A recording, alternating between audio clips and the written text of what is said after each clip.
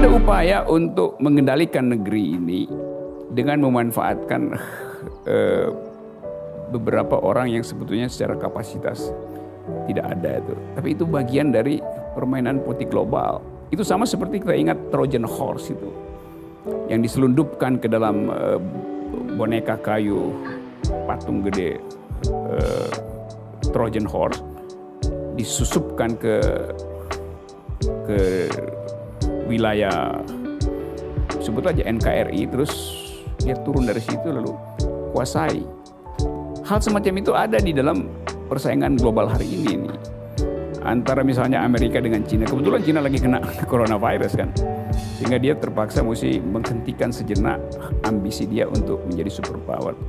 Tapi dalam tradisi politik dunia, kalau kita pelajari siklus politik dunia, memang selalu mesti ada dua power di dalam politik supaya nggak ada yang menguasai.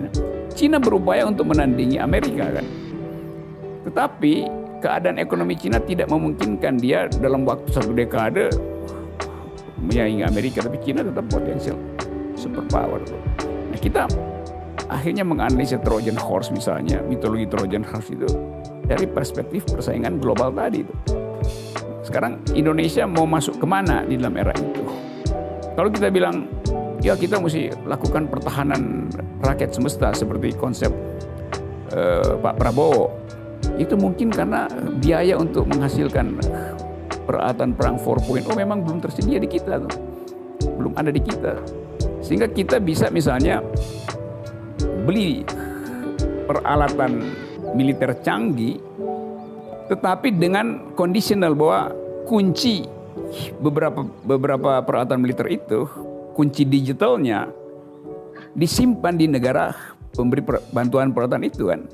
Misalnya Cina mengunci digital kita sehingga kita hanya boleh launch balistik itu 1 kilometer, nggak boleh sampai 10 kilometer tuh, nanti mogok sendiri tuh. Itu namanya Trojan Horse juga kan, dikuasai secara hegemonik, secara digital. Karena kita nggak mampu bayar itu kan. Jadi kalau industri strategis tidak dikembangkan sendiri di dalam negeri, maka kita jadi bulan-bulanan negeri lain. Tapi di dalam negeri ada pilihannya, mengembangkan industri strategis atau mengembangkan keadilan sosial. Kan itu juga trade off kan. Seorang perempuan namanya Greta Thunberg dapat award sebagai Person of the Year dari majalah Time karena berhasil mengumpulkan 240 juta orang untuk lakukan climate strike, demonstrasi anti lingkungan. Ini perempuan umur 15 tahun, kelas 2 SMA mungkin, yang melakukan itu. Dan dia bertemu dengan berbagai presiden dunia untuk program climate perawatan lingkungan ini. Nah, soal-soal semacam itu yang saya bilang dunia bicara tentang global ethics yang isinya adalah environmental ethics, feminist point of view, ecofeminism. Sementara Indonesia ambisinya cuma satu, tanam beton di sarang burung di Kalimantan. Karena itu bertentangan dengan inspirasi untuk menjadikan orang ingat bahwa Indonesia adalah ibu kota lingkungan hidup dunia. Nah, hal semacam itu yang di dalam mitologi biasanya disebut sebagai Cassandra Paradox. Cassandra adalah perempuan yang diberi kemampuan oleh dewa-dewa di Yunani dalam mitologi. Dia mampu jadi fortune teller, mengatakan apa yang akan terjadi ke depan. Tapi dia sekaligus dikutuk bahwa tidak ada orang yang akan percaya pada dia. Maka itu disebut Cassandra Paradox.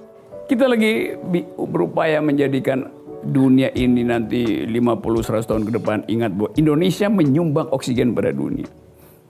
Tiba-tiba idenya adalah pindahkan ibu kota. Kalau ibu kota pindah, koruptor ikut pindah ke sana. Koruptor adalah poluter yang paling besar. Dia akan, industri ekstraktif akan tiba lagi di situ.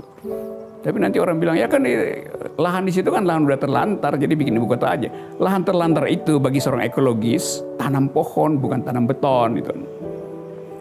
Logiknya begitu.